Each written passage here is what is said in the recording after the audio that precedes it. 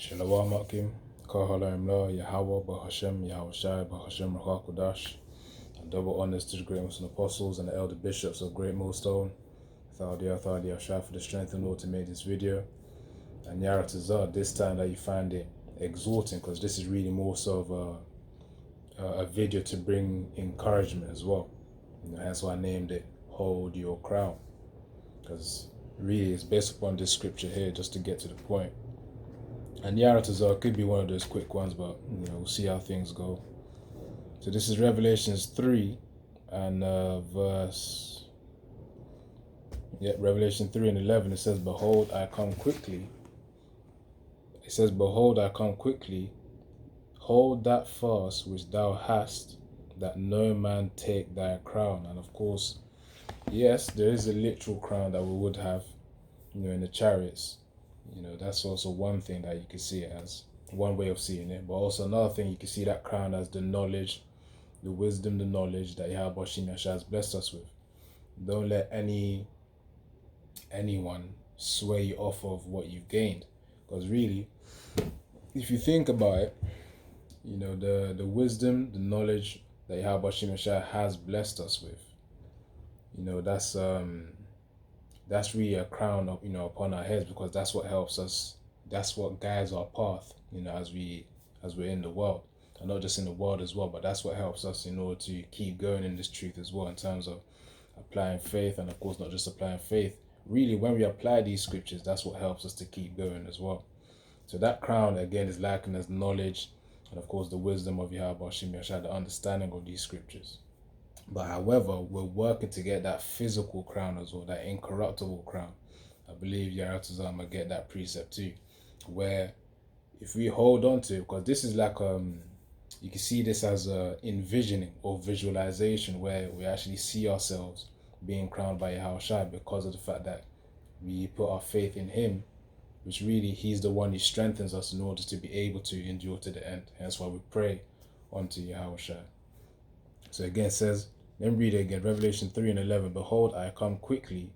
Hold that fast which thou hast, that no man take thy crown. Which means obviously those of whom, they allowed their crown to be taken, they allowed their knowledge, their understanding of the scriptures, their wisdom that is bestowed upon them through Yahweh Shem Yahshua to be corrupted by another man. Again, as the scriptures say, I'm going to just read it instead. Because we're not supposed to allow another man to just steal our crown, to corrupt our heads. We're supposed to lay fortified and strengthened, grounded, rooted in Yahweh Shem Yahshua.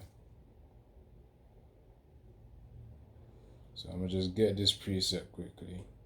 This is Ephesians 4 and 14, that we henceforth be no more children, tossed to and fro and carried about with every wind of doctrine, by the sleight of men and cunning craftiness, whereby they lie in wait to deceive.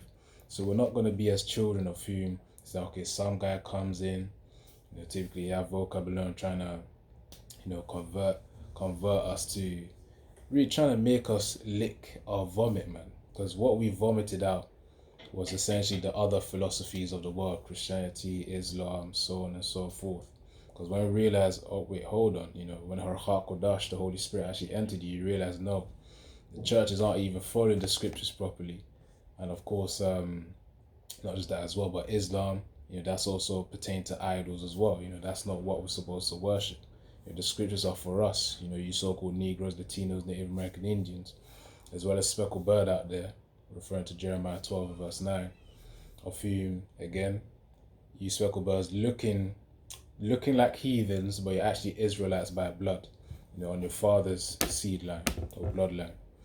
So then it's to the point though, we're not as children tossed to and fro. So of course, if another man then comes in and say, what about this, what about that, how do you know that, because of course, again, as the scriptures say, how is it, how can I say this? It's impossible to please him without faith, to please Yahweh Shem Yahshua without faith.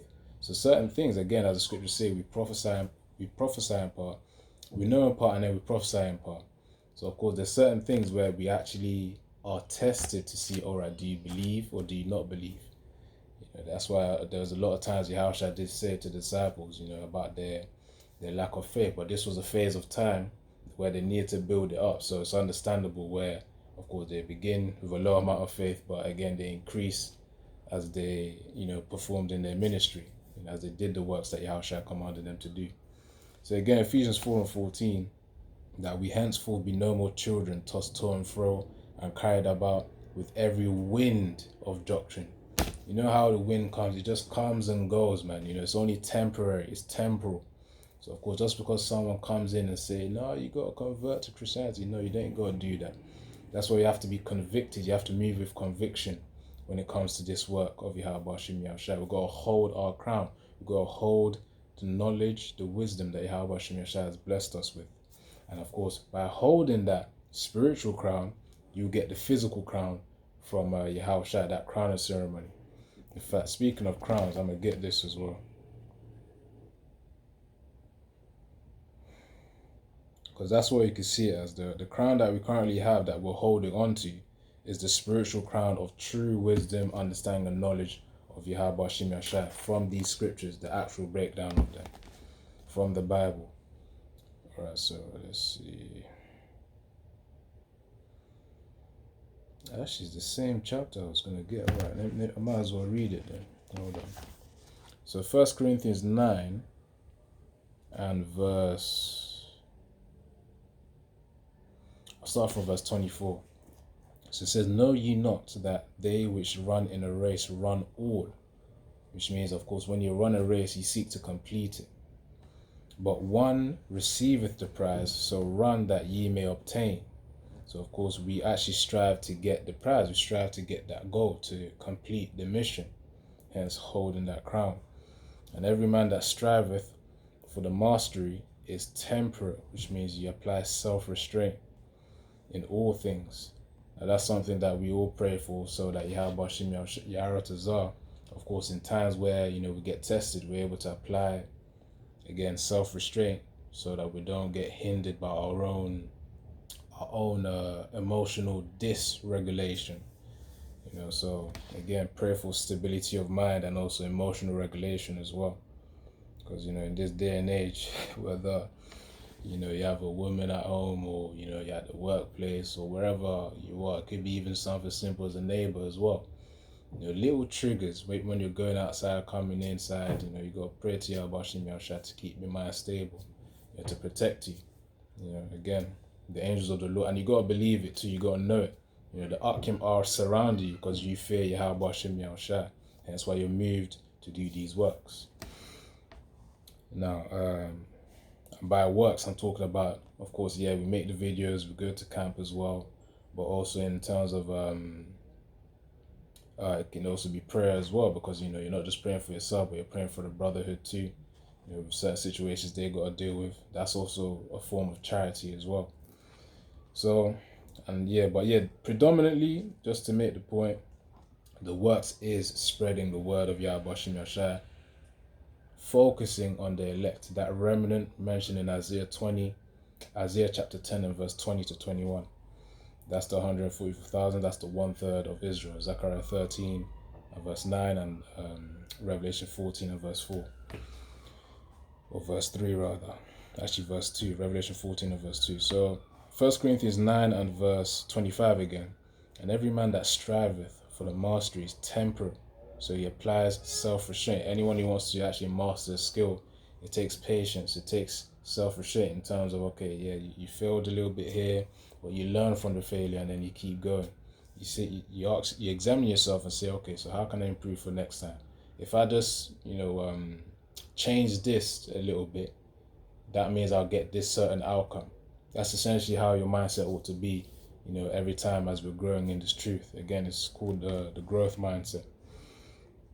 So temperate in all things. Now they do it to obtain a corruptible crown. So of course, those are the world's, the famous ones that, famous actors and famous sport players, they do it to gain a corruptible crown. But again, the reason why it's corruptible is because it's temporary.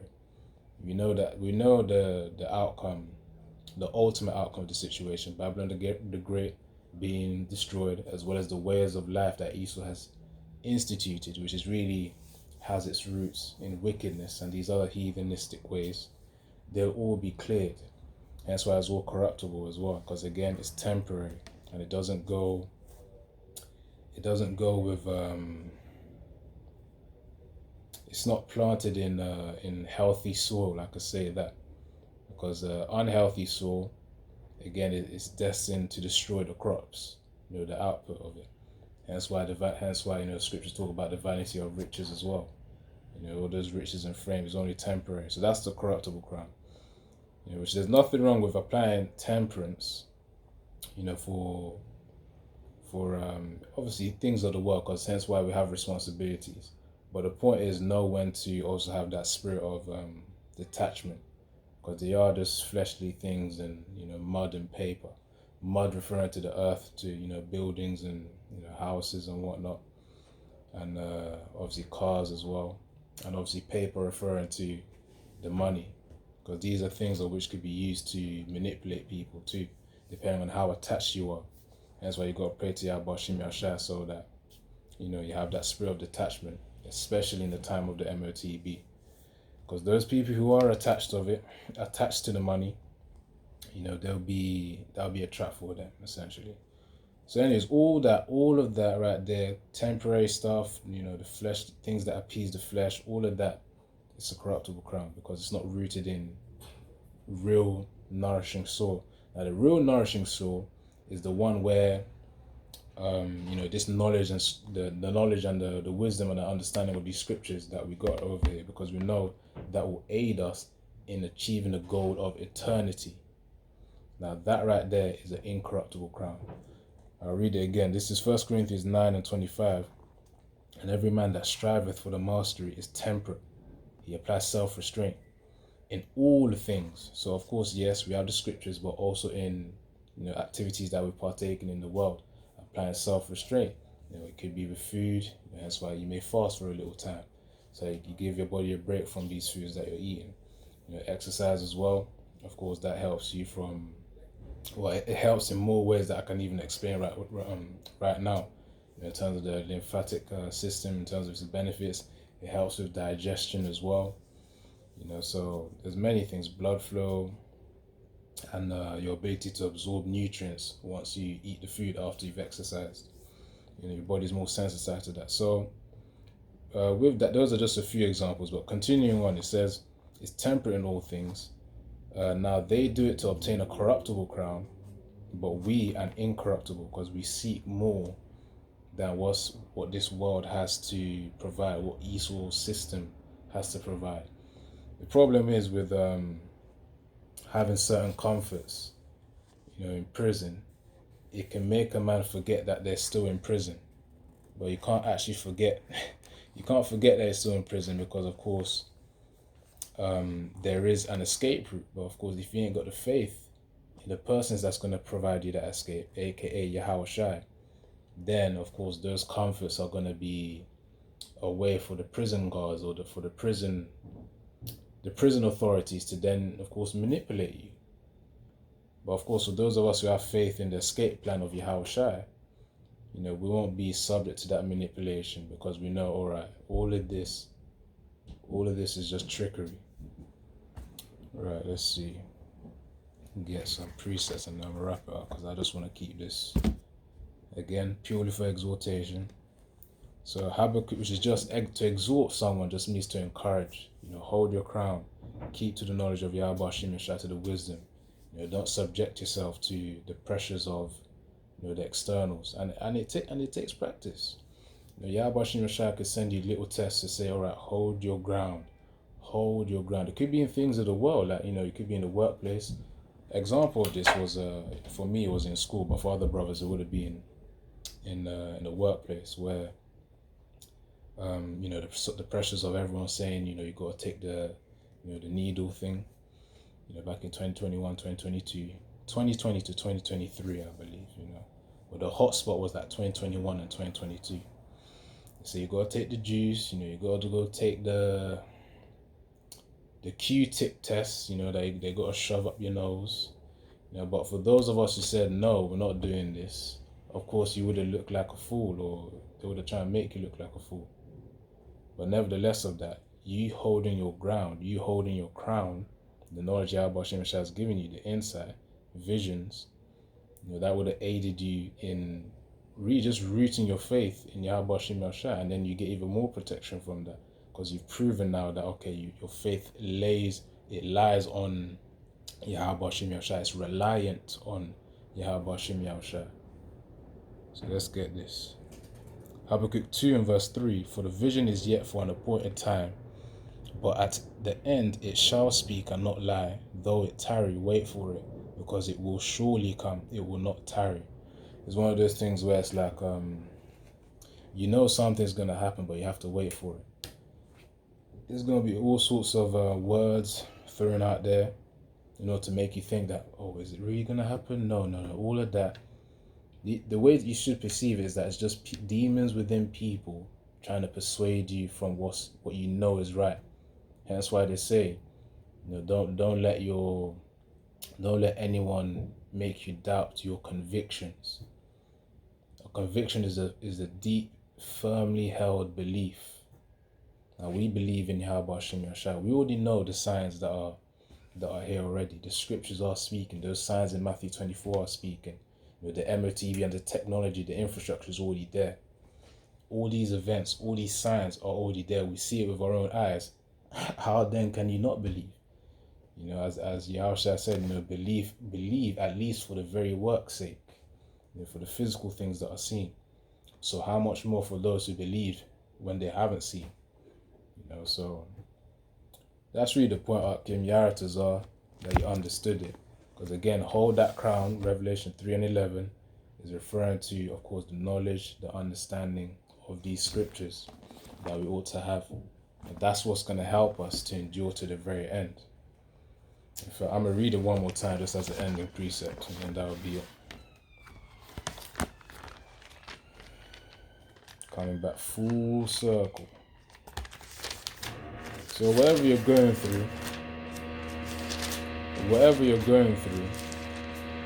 just remember, hold your ground, hold your crown, and keep going.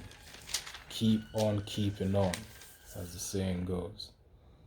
So Revelation 3 and verse 11.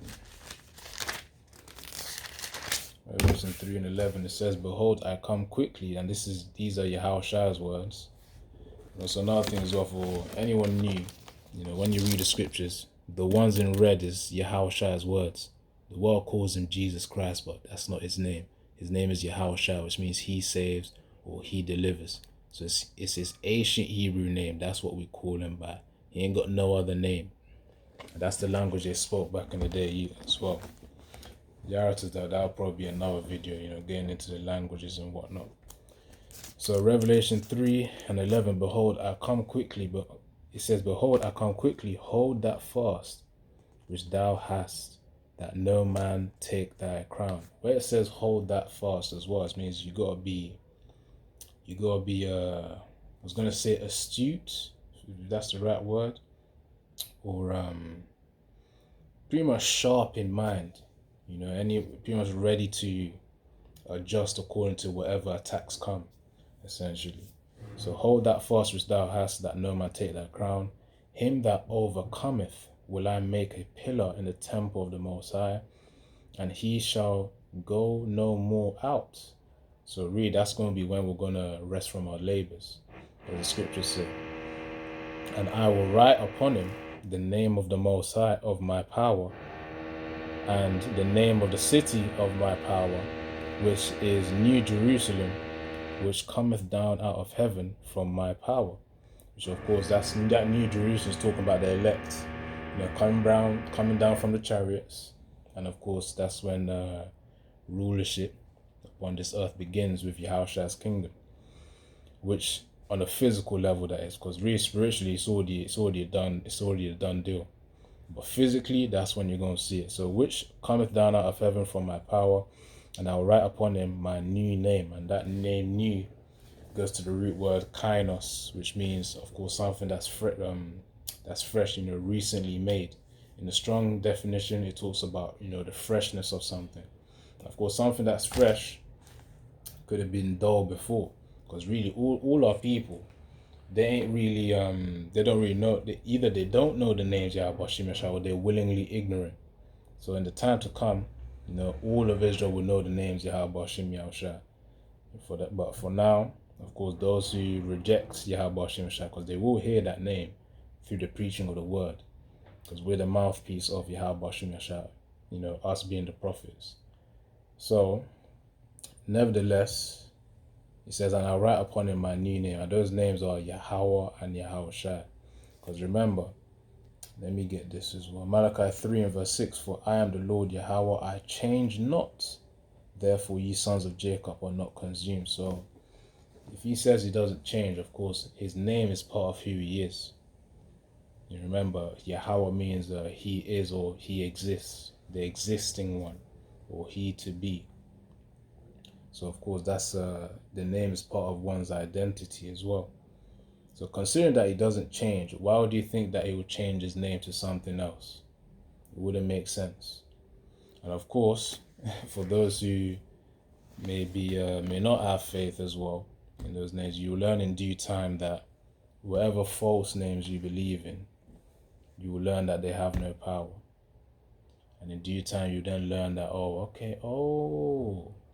so the names Yahweh, Yahweh and Yahushua hold true power. You know why they hold true power? Because they actually exist. These other names, such as, the Islam, Allah, A-L-L-A-H, because in the ancient Hebrew it's A-H-L-A, which means power.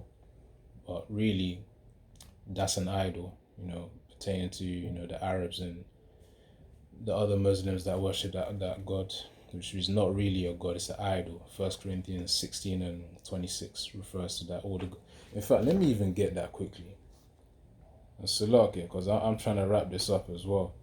But sometimes you just keep flowing. So 1 Corinthians 16 and 26, for all gods of the people are idols, but the Lord Yahweh made the heavens. See? So really, Yahweh Hashem Yahushua, those are the names of which are real. They're the true gods. Not the so-called Allah or so-called Jesus Christ. Those aren't the names of real powers. And really, again, for those who don't have faith, you're going to get the reward for not having faith. For those who do have faith, you'll get the reward for having faith. In other words, you'll see who's protected and you'll see who's not protected in a time where, we're going to be in that danger zone, which is Jacob's trouble. So I'll leave it at that. Again, the key message is hold your crown. Hold that knowledge, hold that conviction in Yahweh Hashem Yahushua. Hold that knowledge of the scriptures that you've learned. And then keep going to the very end, man. You got to complete the mission. Shalom, Yahweh Hashem Yahushua, Barakatham.